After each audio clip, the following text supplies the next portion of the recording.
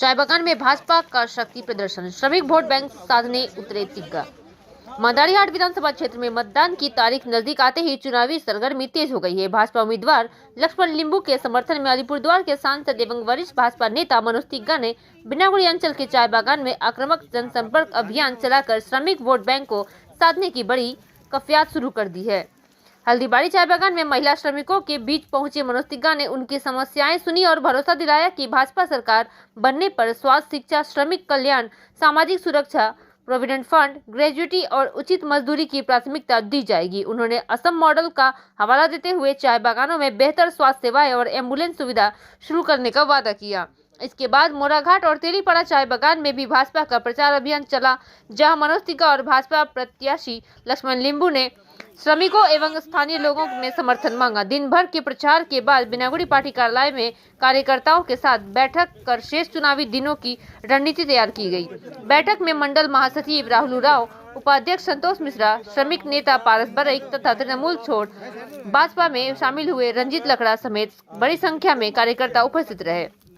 23 अप्रैल को होने वाले मतदान से पहले भाजपा ने चाय बागानों में अपनी सक्रिय मौजूदगी दर्ज कर यह साफ संकेत दिया है कि इस बार डुवर्स के श्रमिक वोट बैंक चुनावी परिणाम तय करने का निर्णायक भूमिका निभा सकते हैं। देखते रहिए NEI डुवर्स न्यूज।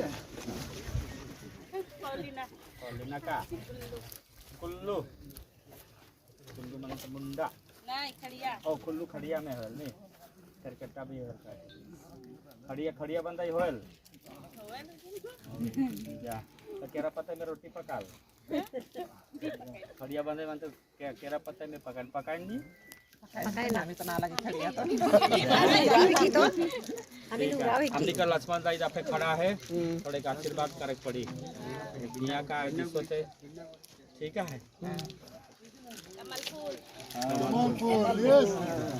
के अंतर्गत आता है। लेकिन आज हम यहाँ पर बिनागुड़ी के विषय बिनागुड़ी अंचल में 4 चाय बागान है, जैसे कि बिनागुड़ी, मोराघाट, हल्दीबाड़ी और तेलीपाड़ा। इस चारों चाय बागान में हम श्रमिक से बातचीत करेंगे, उनका समस्या सुनेंगे, हम उनका क्या कर सकते हैं वो देखेंगे। और सबसे पहले चुनाव प्रचार शुरू करने से पहले जो हमारे जो नेता थे, हमारे देश को आज़ाद करने के लिए जो महत्वपूर्ण भूमिका पालन किए थे, ऐसे वीर बिरसा मुंडा जी को हम लोगों ने फूल अर्पण करते हुए अपना इस क्षेत्र में चुनाव प्रचार का अभियान शुरू करने जा रहे हैं। हमारे साथ में उपस्थित हैं हमारे उम्मीदवार साहब लक्ष्मण लिंबू जी, उसके साथ में राहुल उरांव जो है हमारे इस मंडल के जनरल सेक्रेटरी है, भाई मुंडा जी है, और हमारे यहाँ पर पारसनाथ बड़ाई जो हमारे BTW के वाइस प्रेसिडेंट हैं, साथ ही यूनिट सेक्रेटरी हैं हमारे यहाँ पर उपस्थित है, उज्ज्वल लामा जी है, हमारे जो ब्लॉक के जनरल सेक्रेटरी दिलीप बड़ा जी हमारे प्रेसिडेंट है BTW के। ऐसे समस्त नेतागण जो इससे जुड़े हुए हैं यहाँ पर उपस्थित हुए हैं। और अभी हम लोग यहाँ पर हल्दीबाड़ी चाय बागान से अपना बागान में जो बातचीत का अभियान जो है, प्रचार का अभियान जो अभी बागान है, यहाँ पर चाय बागान है। चाय बागान तो ठीक ठाक यहाँ पर चारों चल रहा है, लेकिन PF का पैसा कई एक चाय बागान में जमा नहीं हो रहा है।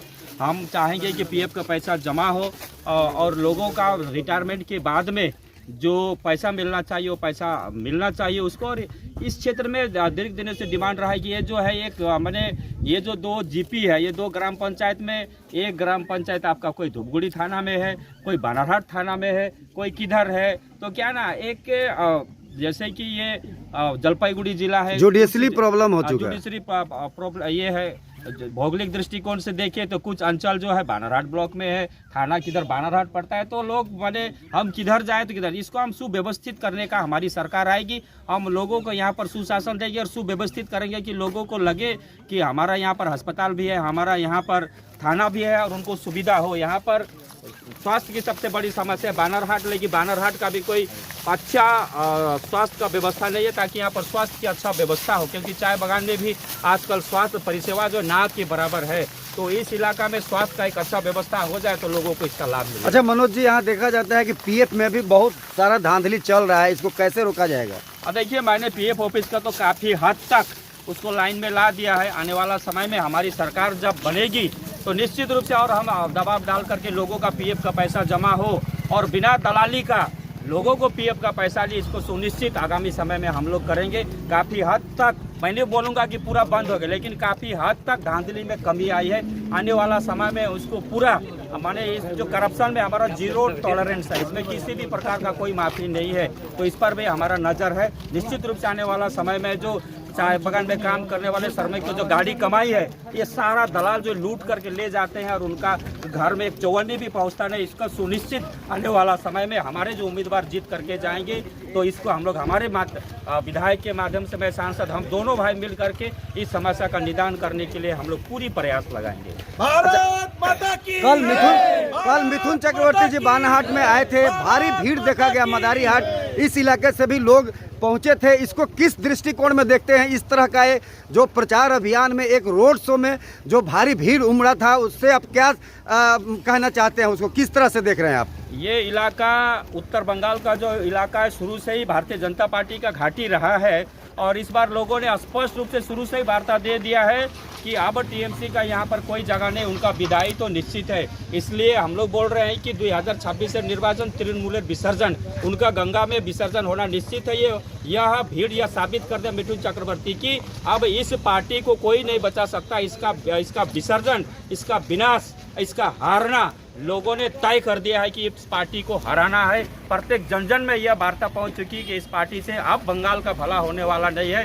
बंगाल का भला यदि कोई कर सकता है तो देश को नेतृत्व करने वाले हमारे भारतीय जनता पार्टी के हमारे जो नेता है नरेंद्र मोदी ही बंगाल का उद्धार कर सकता है, भारतीय जनता पार्टी उद्धार कर सकती है। ये लोगों के मन में घर कर गया है कि यही पार्टी बंगाल का उद्धार कर सकता है। इसलिए उसका उदाहरण स्वरूप वह भीड़ बता रहा है कि यह दिशा किस तरफ जा रहा है। बिल्कुल लोगों के मन में परिवर्तन का भावना है, इसलिए तो लोग वहाँ पर उमड़ रहे हैं। आज जब हमारे यहाँ पर उम्मीदवार, टीएमसी के उम्मीदवार जयप्रकाश टोपो 30 लोगों को लेकर के मिছিল कर, मैंने खुद अपने आंखों से देखा है।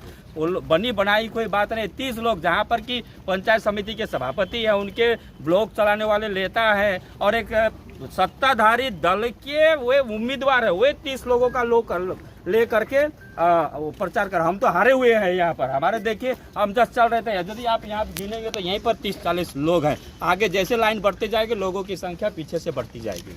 आज लक्ष्मण लिंबू जी हल्दीबाड़ी चाय बागान में यहाँ पर मेला में आए, घूमने के लिए प्रचार प्रसार किया।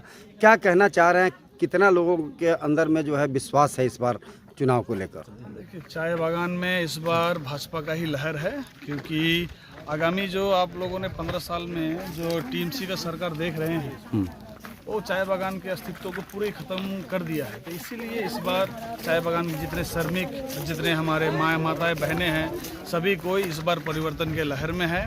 और चाय बागान में आने वाले दिन में अस्तित्व को बचाने के लिए, चाय बागान को और भी मजबूत बनाने के लिए इस बार फिर से भाजपा का सरकार बनाने के पक्ष में है। तो हमारे जितने चाय बागान के माताएं बहनें, कैसा समर्थन मिल रहा है आपको? ना बहुत ही बढ़िया समर्थन मिला चाय बागान में हमारे माताएं बहनें का, और जो प्यार, जो सहयोग, सपोर्ट हमेशा मिलता है हल्दीबाड़ी चाय बागान से, वही हिसाब से हम लोगों को आज यहाँ पर सहयोग सपोर्ट मिला।